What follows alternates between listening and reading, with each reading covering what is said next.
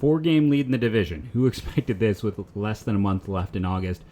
The Twins keep losing. The Guardians keep winning, knocking off the Padres in a rather dominant fashion today. We're going to talk about the game. We're going to preview Seattle Mariners on deck, one of the best teams in the American League, on today's Locked On Guardians.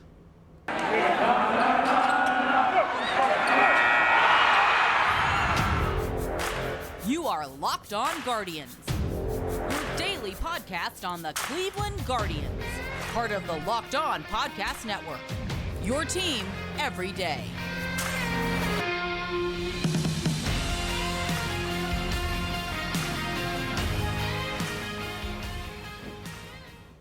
Hello, everyone, and welcome to Locked On Guardians. I am your host, Jeff Ellis, formerly of Scout, formerly of 24/7, now all of Locked On.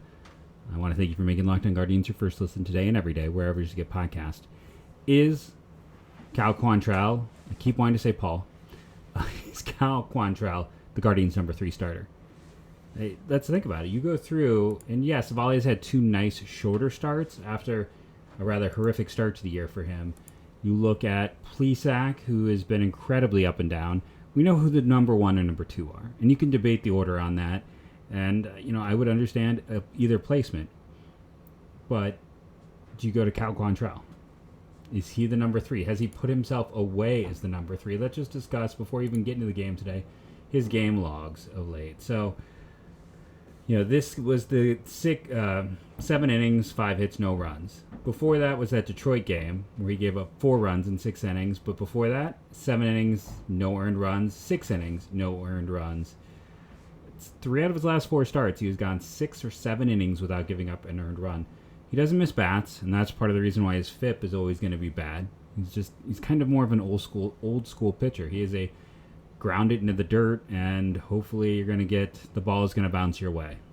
That is why FIP doesn't like him, because it's going to sit back and say that there is a degree of luck, which is fair. There is. You cannot really count on Cal Quantrill to be dominant. It happens, but it's not something you can count on every time. There's not a lot of guys.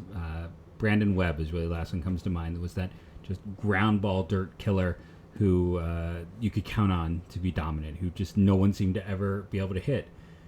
Quantrill has been awesome of late. I think he's pretty solidly in that number 3 role. If there's a postseason for this team, which, Twins lost tonight, White Sox won. Twins and White Sox now have the exact same record. 508 winning percentage, and the Guardians have opened up a 4-game lead in the division. This is their division to win or lose right now. If we talk about, this is a little bit of a hard stretch. 4 against the Mariners. Then you have Baltimore to end the month. After that, it's back with Seattle. Then Kansas City to make it easy. Then the Twins.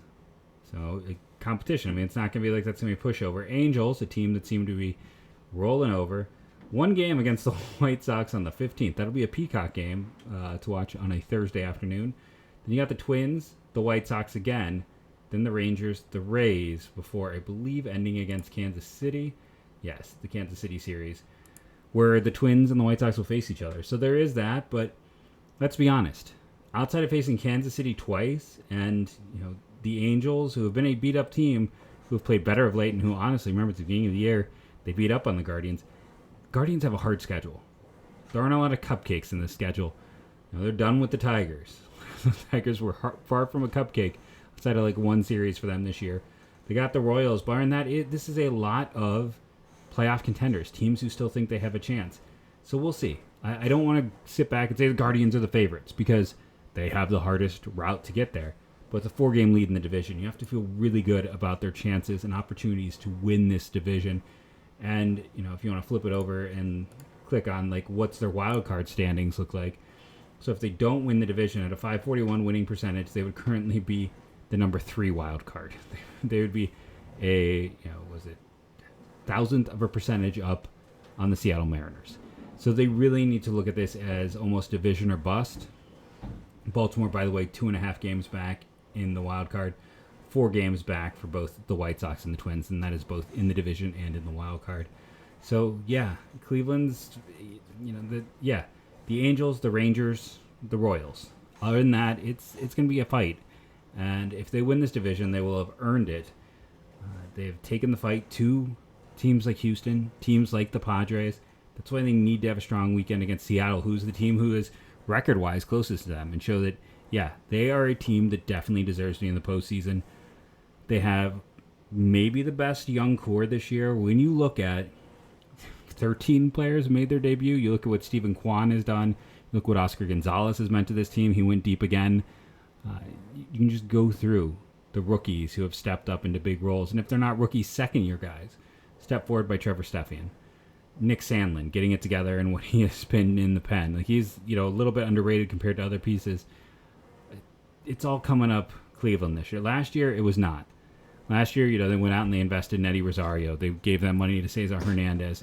They had their windfall from having traded Carrasco away as part of that Lindor deal, and those guys were the opposite. This year, their two free agents, Luke Maile, listen, under $1 million is fine for a catcher, and he has been, of late, more than passable, but passable over the course of the whole year. And then, Eniel de los Santos is one of the best free agent signings of the last 5 years.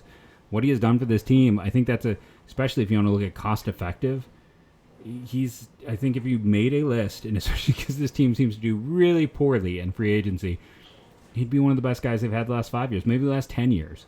And I'm just saying top 5. Would he be a top 5 of the last 10 years? I think there's a chance, just based on what he's done this year, because that's how bad this team traditionally has been in free agency. It's a fun time to be a Guardians fan. Lock into this team. Lock on to the Locked On Guardians. We're going to come back in segment 2, really sink our teeth into the game. We're then going to come back in segment 3, profile this, what is a very important series against the Mariners, because they're going to play them twice in pretty quick succession. And again, this is one of the best teams in the American League. This is a team that they are competing for a wild card spot if things go right in the division. This is a team that they have to beat out if they want to make the postseason. If the Twins or the White Sox get hot, if something goes wrong in the division, this is the other team to beat. And that's why it's very important to just take care of business and win the division, but also to show that you can take down the Mariners, one of the other great young teams in baseball. And like I said, we're going to get into the fantastically fun game today after a quick word from our sponsors. You're hanging out with some friends, putting back a few drinks, and a few becomes too many. As the evening comes to an end and people start to head out, you think of calling for a ride. Nah, you live nearby. You can make it home okay. It's no big deal. What are the odds you'll get pulled over anyway? And even so, what's the worst thing that could happen? Your insurance goes up, you lose your license, you could lose your job, you total your car, you kill someone. Everyone knows about the risks of driving drunk. The results are tragic and often deadly. However, that still doesn't stop everyone from getting behind the wheel under the influence. That's why police officers are out there right now looking for impaired drivers on our roads to save lives. So if you think you're okay to drive after a few drinks, think again. Play it safe, plan ahead to get a ride. It only takes one mistake to change your life or someone else's forever. Drive sober or get pulled over. So let's dive into this game as the Guardians keep winning. I talked about I didn't love this matchup for them, but man, they took care of business. And you look at that Blake Snell, 3 1/3 innings, 8 hits, 6 earned runs, no walks, 4 strikeouts, 3 home runs. Jose Ramirez had 2 home runs. He had one in the first and one in the fourth off of Snell. Oscar Gonzalez had one in the fourth, back-to-back jacks if you missed it. Gonzalez, that was his 5th of the year. He's starting to have a little power late. My co-host is excited about it. For Jose Ramirez, he's up to 25 home runs on the year. Just likes playing in San Diego. In terms of who reached base twice, and I'm laughing because, we talked about the potential trade. Stop. Old man. My goodness. Who reached base twice in this one? Well, Stephen Kwan had a hit and a walk. Jose Ramirez had 3 hits and a walk. You go further down the line, you have 2 hits by Owen Miller, which, of course, because that's how it works. I had to laugh at when I was going through, kind of rechecking. And I say, of course, because all my talk about Owen Miller not being able to hit lefties. This is not a game I got to see all of, so I don't know if I believe he got at least 1 hit off of Snell, though. But when you go to the inning, the 5th inning there, I do enjoy the fact that you go through that inning, and they have the 4th inning, I should say, where they scored 5 runs. That's what I said, the 5th. They have the back-to-back home runs, and they bat around. And then, the other fun thing, and I think I missed it. Did I say that, Maile and Straw each had 2 hits? I think I got distracted by the 2 hits of Owen Miller. That was the inning where it's like a strikeout. Then you have Maile and Straw Maley, I should say, and Straw who get hits. And then Quan, does he walk? I can't remember. He's not an out because then Rosario flies out and Straw tries to score and is thrown out. And it's the over-aggressiveness on the base paths. But nice to see some signs of life from Straw.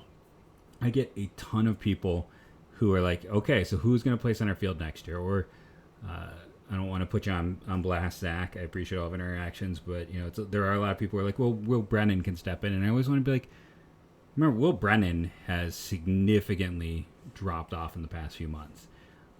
And the difference between Brennan and Myles Straw defensively is rather significant, because the difference between Myles Straw and just about every other defensive player on the planet is pretty significant. He is a top 1 percentile in terms of defensive center fielders. In terms of all center fielders in baseball, majors, minors, across, he's the elite of the elite.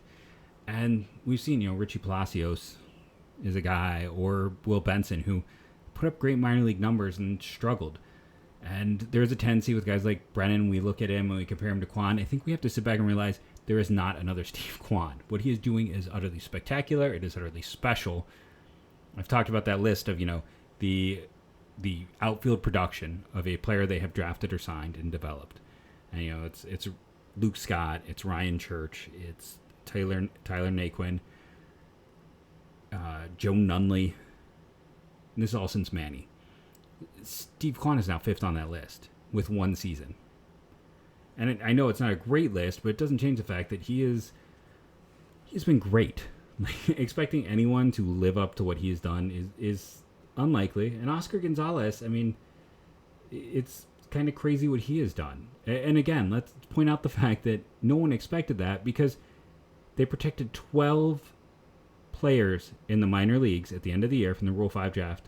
Oscar Gonzalez was not one of the 12. Okay, this organization didn't view him as the 13th best player in their minors, because there were guys like Daniel Espino who they didn't have to protect, Gavin Williams. I'm not sure they viewed Oscar Gonzalez as one of the top 20 guys in their minors. And, we'll have to see. At some point, I think the league will catch up to it, but I was saying the same thing about Salvador Perez back when he was a rookie. And yes, you can look at Salvador Perez's numbers. There were up years and down years. Maybe you're hoping for Luis Robert. The one I hate, and I think I've said this before, is people throw out Vladimir Guerrero. A, don't use a Hall of Famer for your comp. B, don't use the unicorn of unicorns for your comp. And C, Vladimir Guerrero as a rookie walked 8% of the time, and in his best seasons was a double-digit guy. That's not Oscar Gonzalez. I understand, big bodies, swing at everything, but let's temper those comps. I still don't know. I'm not going to sit back and say that I believe Oscar Gonzalez is going to be the right fielder of this team for the next 5 years. I think nobody knows. Franmil Reyes has shown us quite well. It's hard to bet on anyone, but I'm curious to see. We have seen, if you are a longtime Guardians fan, we have seen 1 year flash in the pans. We have seen Jody Garrett. We have seen Karim Garcia. Was it Shane Spencer, or was that just with the Yankees? I can distinctly remember, I want to say it was after my sophomore year in college, sitting there playing Dark Cloud 2 on my PS2, listening to KNR on the radio, and hearing as I'm getting ready to go back for my junior year at Ohio State, go ahead and judge. Or maybe it was after my junior year, getting ready to go back for my senior year at Ohio State. Either way, I was playing Dark Cloud 2. I can remember that. I remember hearing the radio spots about, and maybe it was during spring break or something. But I remember sitting there at my mom's house as I came back and hearing that radio spot about Karim Garcia and telling you the story of Karim Garcia. And yeah, it didn't come together. I'm going to pull up Karim Garcia's stats to see if he actually was good in that year, or if it's one of those things where Pat Listash, where if you go look at the numbers, no, Pat Listash wasn't good. We just had a different view on statistical numbers have evolved heavily in the last 5 years, let alone the last 20 or so. If you remember, Garcia was was the next great Dodgers prospect, so I was kind of curious. So 2001 in 20 games, he was pretty good, but it was 2002 was that year, and it's solid numbers. He had 16 home runs, 299 batting average. Now here's where that times have changed. A 901 OPS, that was in 51 games, 205 plate appearances. The reason that this was a different era. It's a 299 batting average, .317 on base. He walked 6 times. So Karim Garcia actually is Oscar Gonzalez. There's some room for comparison. Let's see. Not as big, and Oscar is definitely a much, much better athlete. But yeah, there's some room if you wanted to have a highly negative comparison point. But I mean, at the same time, Karim Garcia played 10 years in this league, and his career OPS is a 703. Yeah, it's during an era where they were higher, but still, I don't want to just sit back. But I can distinctly remember that. I can remember those flash in the pans. Oscar Mercado, if we want to go more recently. So I'm not going to anoint anyone quite yet, especially when there is a noticeable flaw. Now, this isn't to say he's not going to work his tail off, because by all reports, everything that's ever been done, much like Benson, Oscar Gonzalez, the nice thing with Oscar Gonzalez is he's always seemed to believe in himself. The other nice thing about Oscar Gonzalez is he's been following me since he's 20 years old, so he is a connoisseur of great content. I'm kidding. But no, he works, and he's always believed in himself, and he's had that confidence to carry him through. And, just the one hit today, but it was a home run, his 5th of the year. Box score bingo. Now, they didn't walk that much, only 2 walks, 13 hits, so it's 15. That comes out to an average of about 5 runs. When you add in the 3 home runs, that's why that shifts up. Other side of things, just 1 walk, 6 hits, no errors, no hit batters, clean game. That's 7 opportunities. So San Diego, that should be about 2 runs. But I talked about yesterday, I'll talk about today. What happened when San Diego got guys on base? They have way too much swing and miss. Their lineup has way too much swing and miss, so that they're not getting the ball in play, because we know, BABIP exists for a reason. We know that baseball is the sport with the highest amount of luck built in. You have to make contact to take advantage of that luck. They're not making contact. 9 strikeouts today. And again, that's with a pitcher who is not a strikeout specialist. That's not Quantrill. That could be a problem for San Diego. This is a team that has just too much swing and miss. And, they have their own version of Myles Straw and Trent Grisham. Man, that deal with San Diego with Milwaukee, they are San Diego, looks so good for them at the start. With Zach Davies being solid, Grisham, this is a team that needed outfielders as much as Cleveland has. Then Eric Lauer turned into Eric Lauer. Luis Reyes finally figured it out. Shout out to my good friend Taylor Blake Ward, who hit me to Luis Reyes back in the day. And so he was so high in the old Scout Top 100 list. If you go read that, which I don't think you can, go back to this. Now it's like a slam dunk for the Brewers. It's funny how trades can evolve like that. But yeah, the Guardians take both games. And like I said, this was a dominant one. They got the home run in was the first inning with Jose. And San Diego, again, had opportunities in both these games and swing and miss. And that was what really held them back. When they got base runners on, they swung through too many pitches. And the other side of things, Cleveland also had 9 strikeouts. So if we're doing in fairness, but if you go to the first game, there was an imbalance there. And Cleveland didn't walk more. It was just 1 more walk. They had better quality contact. They were, I'd be curious to look at pitch counts. I'm assuming Snell's was pretty high relative to all things. Like 79 and 3 1/3. Where through 7 innings, Quantrill went 99. So yeah, I think I'd be kind of curious. We know Cleveland has the lowest swinging strike percentage, some of the lowest strikeout numbers. Traditionally, like this game, they swung through, but the fact of the matter is, when they get guys on base, more often than not, they make contact. And contact, people get mad about Ahmed Rosario and being one of the league leaders in grounded and double plays. But at the end of the day, you'd rather have contact than not in most situations. We're going to take a break, come back, and preview the Seattle Mariners on today's Locked On Guardians. Let's talk about the Seattle Mariners here real quick. So the Seattle Mariners, we talked about, essentially have the same record as Cleveland. I should double check and see if their game is completed tonight or not. This is a team that was expected to compete, and they have. And they've been there. They had a slow start, but right now they're 12 games back. Houston has just been a force of nature in that division. It is interesting seeing the struggles of Jared Kelenic.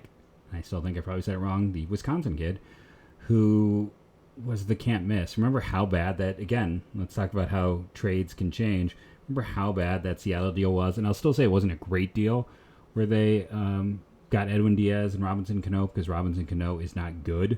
Like, that was a silly deal at the time to take on the Cano contract. So yeah, you get Seattle, and they are playing well. Apologize for the awkward cut because I didn't want to cough right here on the mic, and I felt it coming. It is kind of interesting, too, that when we're talking about Seattle, San Diego, Cleveland, the trade history there, not just like the three-teamer that well, no, they weren't part of the three-teamer, I'm sorry, because that was the Cincinnati Reds and the Trevor Bauer, Franmil Reyes deal, but they got Taylor Trammell in that deal, who then was in the Austin Nola trade for the Padres. But when it's Preller and Dipoto, a lot of trades are going to happen. So let's just get into it. Should we start at center field where Cleveland has the clear advantage? I'm kidding. We will start where we always start, at catcher.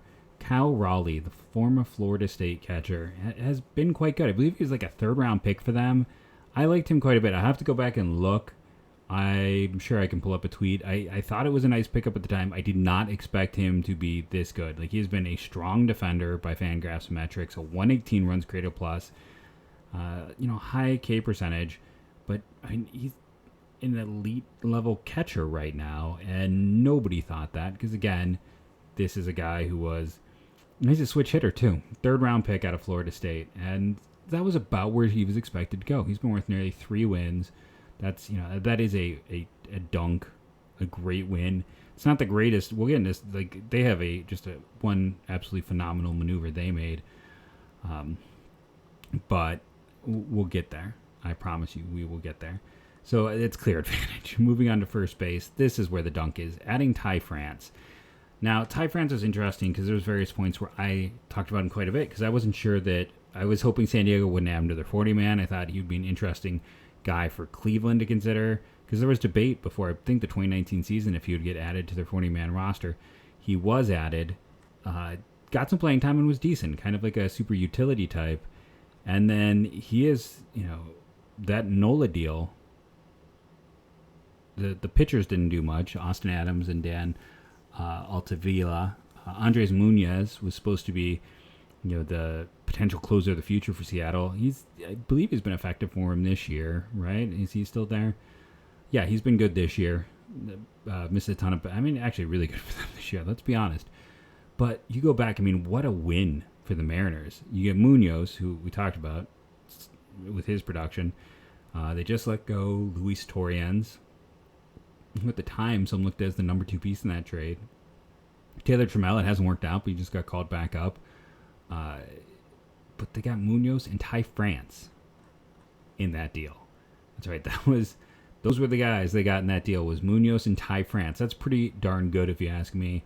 And France has been spectacular for them. And he is one of those guys, we go back and we talk about the guy who was never a top prospect, but always performed. That's Ty France. He always performed. And again, he was a guy he was a bubble 40-man guy for them back in the day. And that is a heck of a deal in retrospect for Seattle. So that's, he has had some injuries this year. We're talking about France, but I think he's the better hitter to Josh Naylor. I do. I think that is advantage Seattle. Moving to second base, advantage Cleveland. Adam Frazier, this is one of those pat myself on the back moments because I talked about it. Like, his 2020 season, he had so much bad luck. His 2021 season, before that Padres deal, he had so much good luck that he was going to regress. It was opposite ends of the spectrum. He is a solid second baseman. I don't think he's really much more than solid. He is just good. He's a great defender. The glove is going to be below average. You look at what he's done this year, it's kind of what you expect Myles Straw, like an 86 run created plus with elite. Well, his defense isn't quite elite anymore there, but it's an easy win for Cleveland at second. Shortstop, J.P. Crawford is one of the best defenders for the position. By the way, he was part of that Clint Frazier draft class. Like, that draft class, I'm blanking if that was like 2013 or not. I'm probably wrong in my mind when I say that. I believe it was 2013. That draft class was very much maligned at the time as like this poor draft class. That is Chris Bryant, that is J.P. Crawford, that is Aaron Judge. We could keep going. It is actually a quite good draft class and shows we don't know anything. Crawford came over in, I'm trying to remember which deal that was. I feel like that was for a starting pitcher maybe. But yeah, he has been he never got a chance in Philly. And I never quite understand why he never got a full extended look. Was it the Segura deal? Maybe that's where it is. Now I'm thinking it's the Segura deal. Yeah, it was Segura, and that's also Carlos Santana went that way. So, but yeah, no, another strong deal. I mean, for making fun of Dipoto all you want, like that's two really solid deals to make this team. Looking at Crawford, he's a better defender. There's no doubt that he's a better defender than Ahmed, and their runs created pluses are in line, so that's advantage to Seattle. So that gives them back their 2-point lead.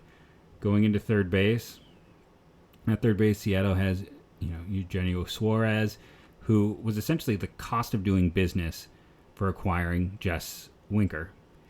And Suarez has now hit this year like he did back when he signed that contract, where it was like his contract was, he signed a Jose Ramirez type of contract, and we thought this was one of the best contracts in baseball in terms of team friendliness, and then he fell off a cliff. He has regained form, still a sky-high strikeout rate, but he's got a 128 runs created plus. He's been an above-average defender.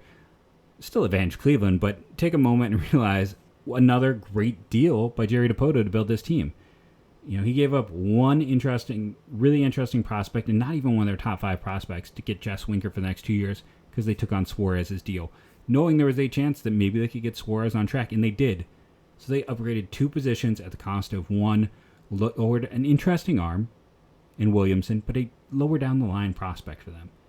And that is another huge trade victory. Dipoto gets made fun of, but I mean, look at this team.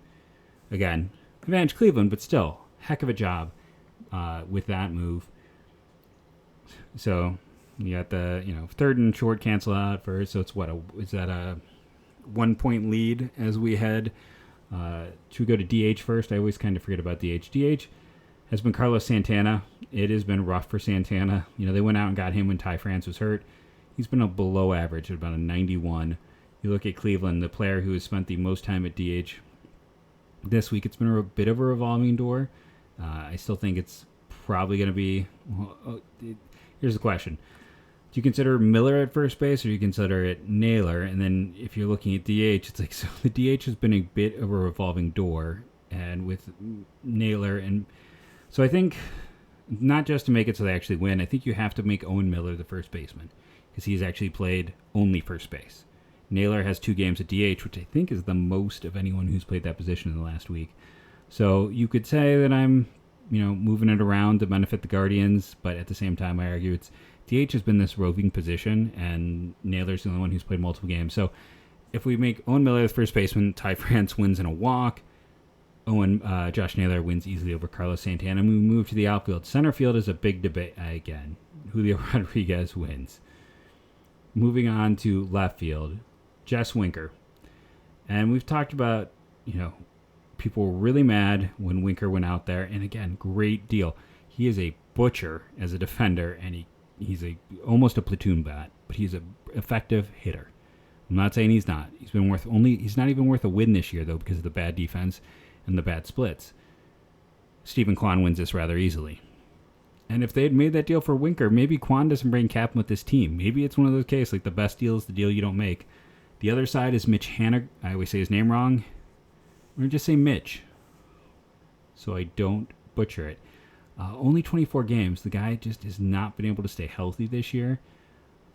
Oscar Gonzalez, technically Mitch has been better, but when you're looking at availability, and you look at the fact they've run through so many people to play right field here, there, a little bit. Is Kyle Lewis hurt again? Or is he just got sent down for being ineffective?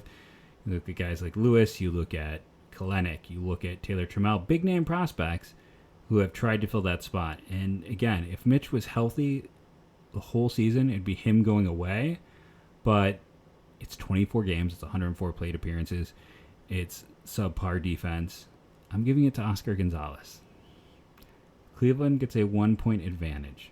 Now, if you want to argue it should be a push, I could see that and see a tie for lineup. I think Seattle fans might strongly disagree with me, but I don't know. I think the logic is there. Let me know what you think on that. Lightning round it. Starting rotation is, in my opinion, of advantage Seattle. Robbie Ray, Luis Castilla, Logan Gilbert, Marco Gonzalez, not so much, but George Kirby's been really good. And again, Kirby, Gilbert, those are draft picks. Those are guys who, back time, I was higher on than the field, and they perform well. And that was one of those cases. Seattle has often had until the past few years, a similar view on a lot of draft picks. And they've had guys like Chris Flexen has had a bunch of starts for them, and he's been not great this year, but he's still like half a win. They've found some depth, but you look at that kind of top of it, it's solid. Like they go, I like their top four more than I like Cleveland's top four. And if we just look at this series itself, Thursday's game should be heavy advantage Cleveland. Friday game, slight advantage Cleveland. Saturday and Sunday, Saturday heavy advantage Seattle. Sunday, slight heavy advantage Seattle. This, a split looks possible. If we talk, expand it out, talk bullpens. Again, Cleveland's 1-2-3 is so good, but at the same time, the other side has, Munoz, who we already talked about, Paul Sewald, who is also awesome, and Eric Swanson, who you might forget was, part of that deal with Justice Sheffield and for James Paxton, right? Is that what I was going to type it out? But I'm pretty sure it's the James Paxton deal with Justice Sheffield and Eric Swanson and another like a hyphenated last name I'm blanking on. I feel like and then another big prospect. And, Swanson looked like a solid back-end starter. He's been very good for them in the pen this year. Diego Castillo's been solid. I think it's a push because I think their pen has been very good. I think they have a very solid pen across the board. It might be slight advantage Cleveland, but I can see a push. I can see a push. I can also see, advantage Cleveland, but I definitely think it leans that way. If you feel like I've been too much of making a big deal about how good Jerry DiPoto's been, I mean, like I said, look at this. And then, again, think about that. Now, the Mets deal doesn't look as great now because, I kind of forgot to finish that thought earlier, but the Cano part of that deal always makes a win for Seattle, getting rid of the Cano contract.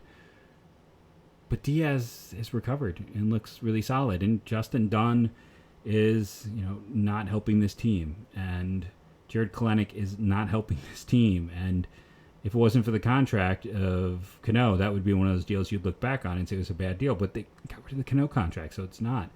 And I think you have to... And can we do a quick second to shout out former Guardian Sam Haggerty? Like, he was a late day 3 pick who... Was he who we traded to add... I was going to say Kevin Plawecki, but I don't think that may not be right. But he was a minor piece that was traded. He's bounced around, keeps finding a home, second base, left field. He's got a 144 runs created plus this year, been worth 1.3 wins. Now, the BABIP is a 390. But, I mean, for a guy who was a day 3 pick, good on him. Like, he is 24th rounder, 724th player selected. This is a scouting victory for Cleveland, even though he never has played a game in the majors with Cleveland. Good on Sam Haggerty. I'm Jeff Ellis. This has been the Locked On Indians, Locked On Guardians, I should say, podcast. Remember to rate and review, download daily. It helps. Up to 560. We're slowing. Let's get some more subscriptions. Get your friends and family to join in. We might be some co-host chatter. We'll see if it comes together. I'll just be honest, as I always am with the listeners and crowd. I have, for about 2 years, tried to get a consistent co-host. Paul and Caleb were great, but Paul.